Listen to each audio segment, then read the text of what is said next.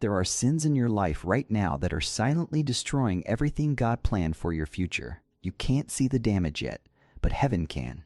And if you don't stop them today, you will look back and realize you destroyed your own destiny with your own hands. This isn't about guilt. This is about truth.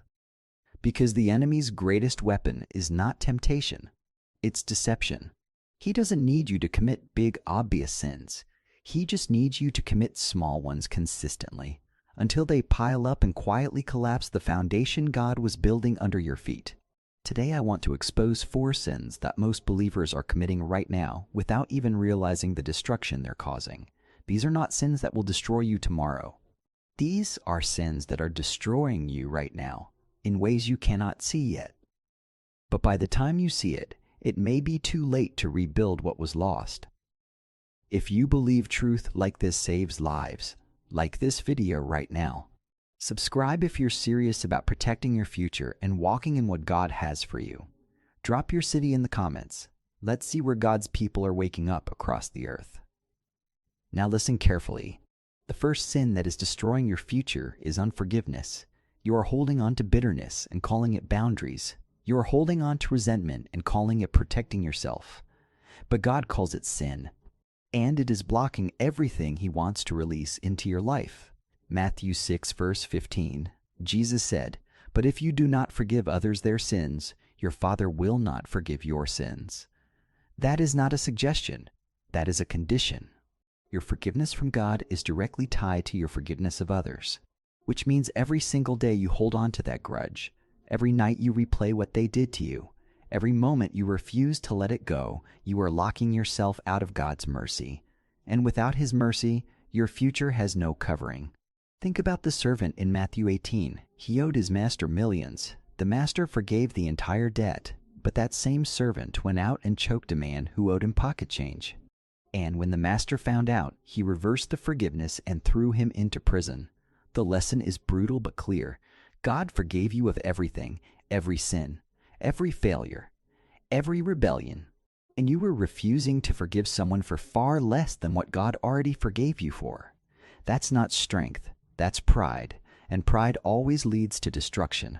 Your unforgiveness is not punishing the person who hurt you. It is punishing your own future. Let it go before it costs you everything God had planned for you. The second sin that is destroying your future is prayerlessness. You stopped praying and didn't even notice. Your mornings used to start with God. Now they start with your phone. Your nights used to end in worship. Now they end in scrolling.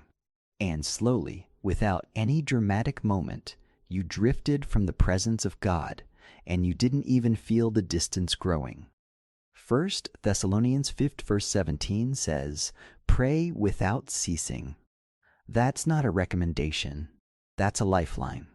Because prayer is not just talking to God. Prayer is the place where God reveals direction, releases protection, and opens doors for your future. When you stop praying, you don't just lose communication with heaven. You lose navigation. You start making decisions blind.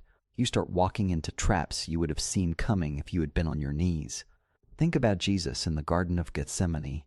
The night before the cross, the most critical moment in human history, what did Jesus do? He prayed. He didn't strategize. He didn't call a meeting. He fell on his face and talked to his Father. And what did he tell his disciples? Matthew 26, verse 41. Watch and pray so that you will not fall into temptation. The spirit is willing, but the flesh is weak. He warned them. Pray, or you will fall. And what happened? They slept instead of praying. And hours later, every single one of them abandoned him. Their prayerlessness led to their collapse. And yours will too, if you don't return to your knees. The third sin that is destroying your future is compromise.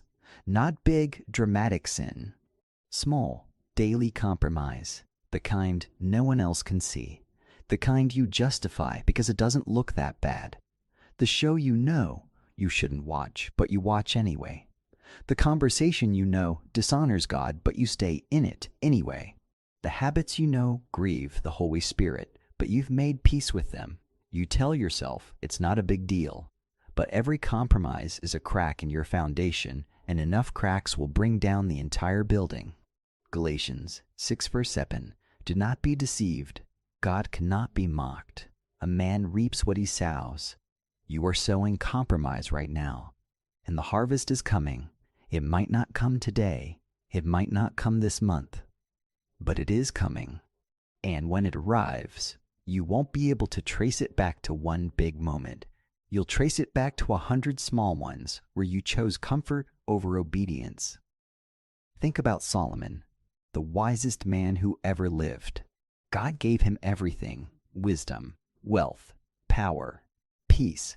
But 1 Kings 11 verse 3 says his wives turned his heart after other gods. It didn't happen overnight. It was gradual.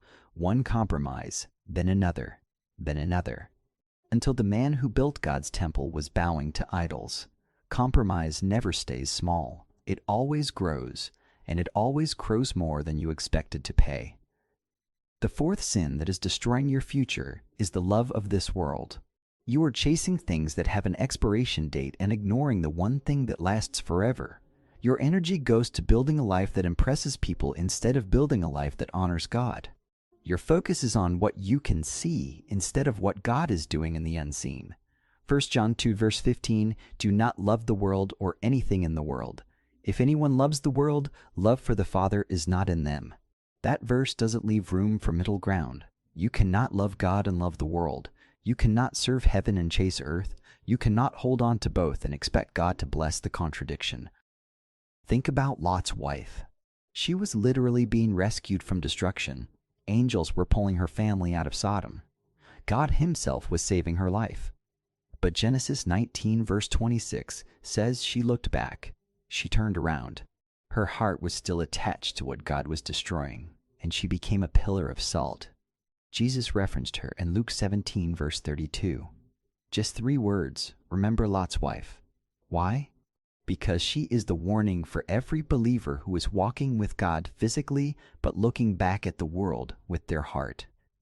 Your body is in church, but your heart is in the world. Your mouth says Jesus, but your life says otherwise. And God sees the contradiction, and he will not build your future on a divided heart. Let me bring this together. Unforgiveness, blocking God's mercy over your life. Prayerlessness, cutting off your communication with heaven. Compromise, cracking the foundation God is building. Love of the world, dividing your heart and disqualifying your future.